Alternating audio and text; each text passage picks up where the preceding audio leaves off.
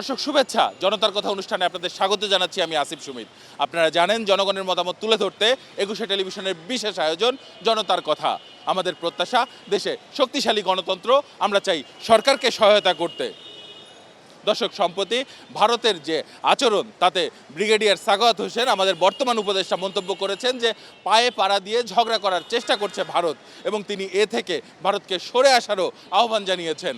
সাধারণ মানুষ কি মনে করেন, সাধারণ মানুষের কাছ থেকে জেনে নেব ভারতের এই মুহূর্তের আচরণে তারা কি মনে করছেন। ইসকনের একজন নেতা হলো ওনার নাম চিরত দাস।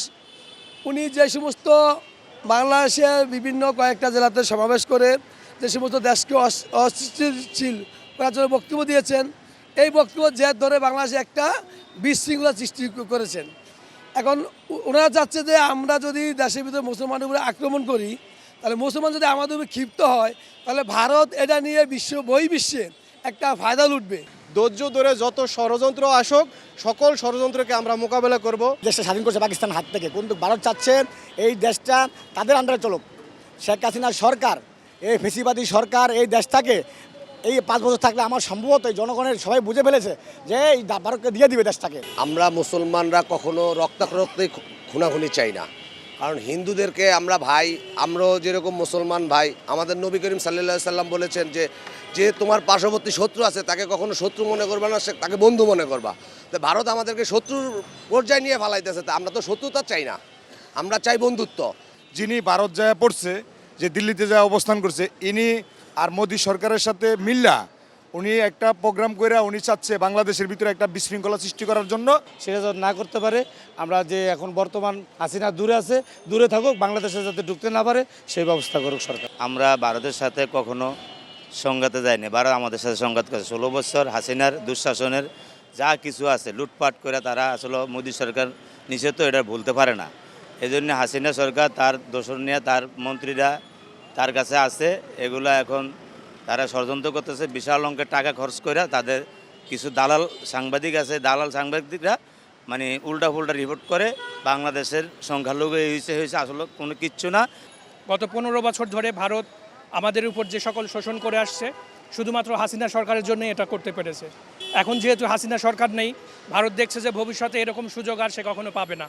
এই জন্য চেষ্টা করছে এই দেশকে যত অস্থিতিশীল করা যাবে, ভারত তার ফায়দা লুটতে তত সুবিধা হবে।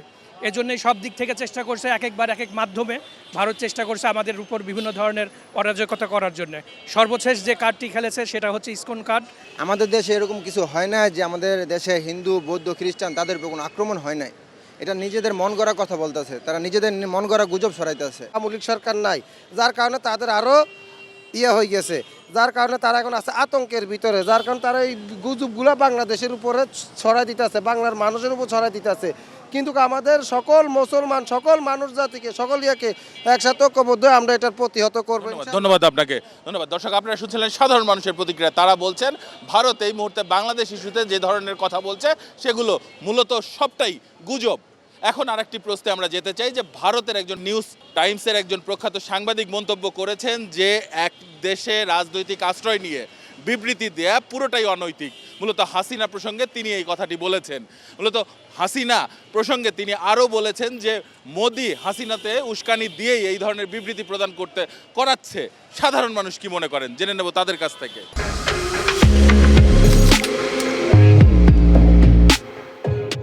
ক্ষুদ্র জ্ঞানে যেটা মনে হয় যে হাসিনা তো মোদিরই একটা অংশ। হাসিনা যে ভারতবর্ষে যে মোদিকে ইন্ধন দিচ্ছে এটা সম্পূর্ণ সত্য। মোদির আর হাসিনার লাভ এদেশের বাংলাদেশে কি ইন্ডিয়ানবাসীর আমি মনস্তাপ করতে চাই না। এই দুইজনেরই লাভ, সব কিছু তো বলা যায় না।